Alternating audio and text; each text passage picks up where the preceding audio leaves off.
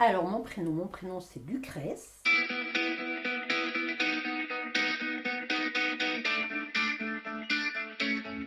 Une personne attentionnée vis-à-vis des autres, mais têtue et bornée quand je veux suivre un objectif.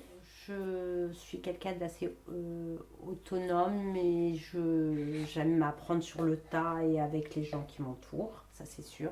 Je peux me passionner pour des tas de choses, mais il va y avoir, je sais pas, une année où je vais me passionner plus pour une chose, une autre année pour autre chose. Mais après, je risque de me lasser. J'ai besoin de changement, de variété, autant dans les relations que j'ai avec les gens, même si je les aime, je peux être très 3 mois, 6 mois en fait à être sans arrêt avec eux. Et puis après, il faut que je vire, il faut que je vois d'autres personnes. Voilà. Pas parce que je les aime pas, juste que voilà, on a eu un échange, l'échange est bon et on voit d'autres personnes pour faire d'autres connaissances. J'ai toujours ce besoin de créer quelque chose de nouveau, d'apporter. Alors des fois c'est un peu long parce que pour aboutir, je suis un peu mal dégourdie, donc il faut que je m'organise différemment, mais ça arrive assez fin. Je suis émerveillée quand je suis avec des gens qui se disent bah, tiens, on pourrait faire ça, on pourrait faire ça, on pourrait faire ça. Et surtout quand les projets se concrétisent. Mais par contre, à un moment donné, je suis quelqu'un de très, très réaliste, malheureusement. Je ne suis pas rêveuse, je suis très réaliste. En fait, j'aime vraiment ce que je fais parce que les choses sont différentes et diversifiées, comme les gens que je peux rencontrer en fait, qui vont vraiment de n'importe quel bord. Et c'est pour moi vraiment une richesse. Je pense que c'est la plus grande de mes qualités, ce serait ça pour moi. Le fait d'être têtu en fait, et un de mes défauts, voilà. Parce que je suis capable d'aller vraiment à l'extrême si je veux des fois avoir le dernier mot, et ça c'est vraiment un inconvénient. Ça c'est le défaut de ma personnalité. C'est vraiment des fois des petites choses, mais vraiment de tous les jours, qui sont des fois anodines, mais qu'on ne prend plus le temps de regarder. C'est juste des fois un bonjour à un commerçant le matin, quand il commence sa journée. Ça peut être un sourire d'une personne, parce que je trouve que voilà, les choses sont tellement carrées que même ça, on devrait avoir une autorisation, et je trouve ça un peu dommage. Le fait d'aller offrir une fleur à une personne sans raison, juste pour le plaisir, voilà. Ça, c'est des choses qui peuvent m'arriver. Il ne m'arrive pas tous les jours, hein, non plus, mais voilà, il peut m'arriver dans l'année, voilà, de dire voilà, tiens, telle personne, je ne l'ai pas vue, j'ai envie de lui faire plaisir, juste une fleur comme ça, sans raison, voilà, de la spontanéité, de choses comme ça, oui, ça c'est des choses qui me font plaisir. Pour moi, c'est le manque de discussion que les gens peuvent avoir. Ça me fait de la peine parce que je trouve que les choses seraient tellement plus agréables si on se donnait le droit de parler à n'importe qui, sans raison, juste parce qu'on a envie, voilà. Voilà. Donc ça me fait vraiment de la peine. Voilà. Qu'on ne s'occupe pas des personnes qu'on a juste à côté de soi, oui, ça me fait vraiment de la peine. Voilà. Après, moi, j'ai de la chance de vivre dans un petit village où quand même les gens ont un autre rapport, donc ça, c'est quand même une richesse. Je trouve que de s'intéresser à son propre voisin, c'est déjà pas mal. Alors moi, j'ai une grande peur qui est en fait la maladie, tout simplement. Parce que j'ai eu l'occasion de rencontrer certaines personnes qui sont affectées par la maladie, et que je trouve extrêmement courageuse. Et donc moi, c'est ce qui me fait peur, de plus pouvoir apporter du bien-être aux gens qui m'entourent. Quand je dis ça, c'est aussi que ça me fait plaisir aussi pour moi, parce que j'ai besoin de cet échange. Voilà, c'est un peu ce qui me nourrit de tous les jours, et ce dont j'ai envie de transmettre, tout simplement. Mais moi, ce qui me fait le plus peur, oui, c'est vraiment la maladie.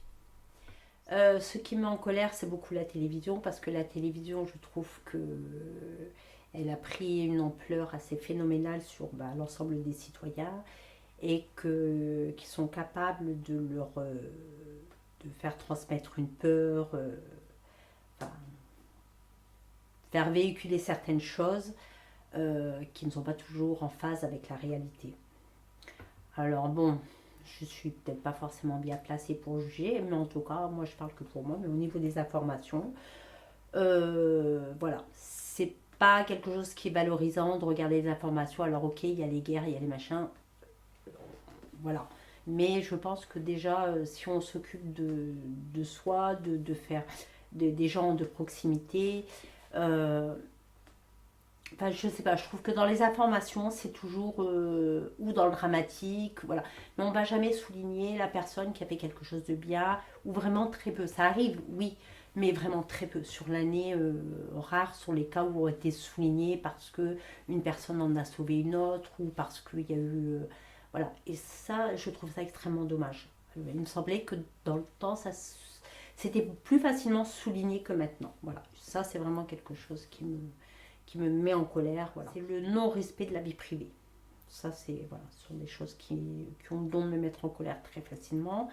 Les histoires de racisme aussi ont le don de me mettre en colère. Et d'autres comme aussi... d'autres comme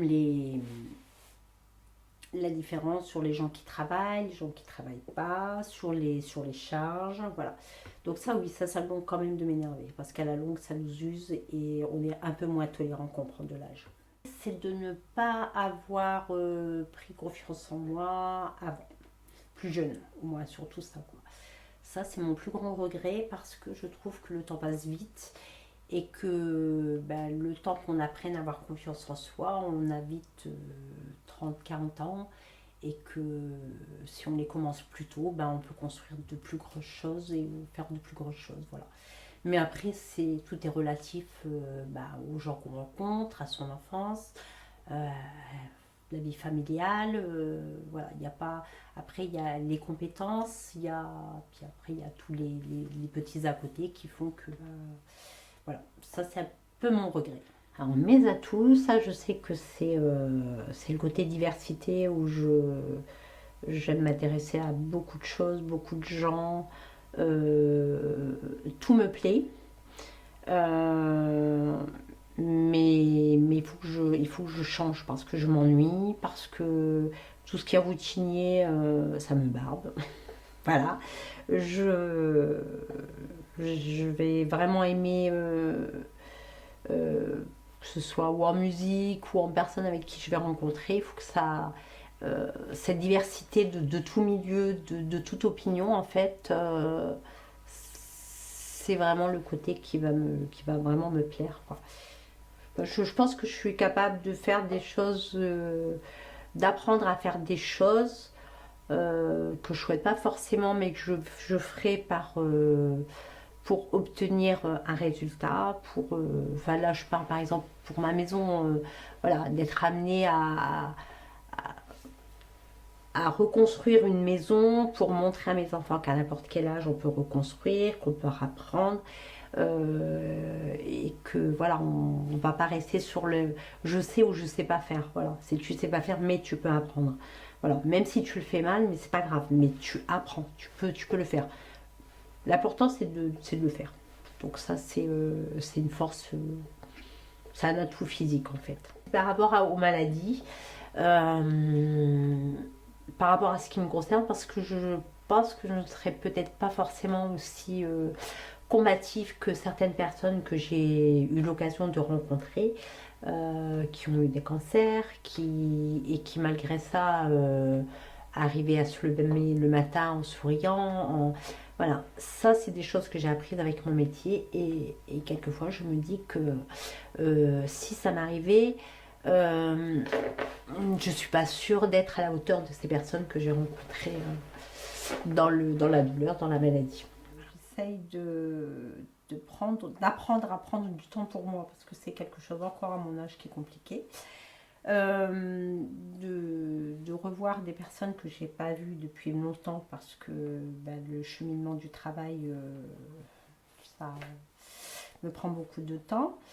Voilà, mais en général, ma vie est vraiment réglée sur mon travail, sur ma maison depuis 9 ans. Donc forcément, bah, c'est une routine qui s'est instaurée. Voilà. Donc j'espère que bah, l'année prochaine, je serai moins dans cette routine-là. et que je pourrais prendre plus de temps.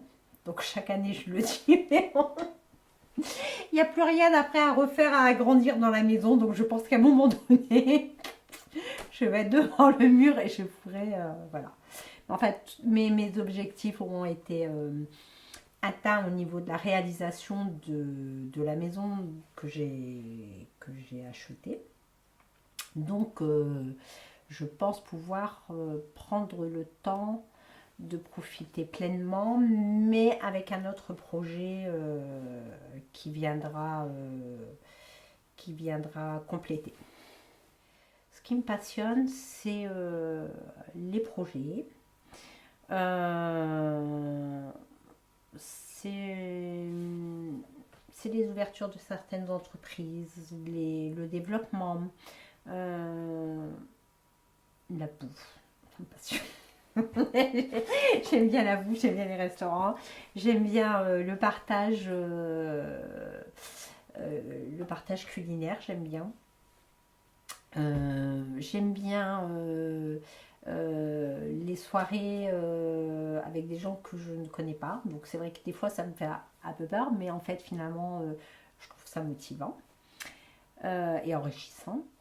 Les échanges humains, ça a de la valeur parce que de l'argent il en faut. Mais je pense que les échanges d'idées, de façon de vivre des uns et des autres, c'est ça en fait, c'est notre propre richesse en fait. Voilà, c'est dans ça qu'on peut créer des projets, des échanges, de la survie. En fait, la plus grande richesse, c'est de savoir s'adapter. Et je trouvais ça compliqué pour moi à 10 ans de s'adapter. Tu vas t'adapter à quoi? Et ben en fait, si tu es à une soirée et qu'il y a une majorité d'ouvriers, et ben tu t'adaptes et tu as un comportement qui correspond à... Voilà. Si tu es dans un lieu qui a des gants blancs, des machins, il faut savoir ça. Voilà. Et la chose la plus compliquée qu'on ne t'apprend pas ni dans les écoles ni autre part, c'est de savoir s'adapter. Et c'est là où des fois on peut être perdu en tant que jeune parce qu'on ne t'a pas appris à s'adapter. Et je pense que s'adapter, c'est quelque chose qu'on devrait apprendre, nous, à nos enfants. Mais en tout cas, on doit en parler pour au moins en prendre conscience déjà pour faire la première étape. Mais je crois honnêtement, oui, ça doit s'apprendre. Le trait de leur originalité. Voilà, parce que je suis... en fait, j'aime ça, c'est chez les autres. Voilà. Même si ça me contrarie, j'avoue que j'aime ça. La naïveté. Qui peut être un défaut, mais je le trouve tellement beau. Que aussi, voilà, ça a un mauvais côté. Et en fait, voilà, je serais vraiment indulgente par rapport à ça.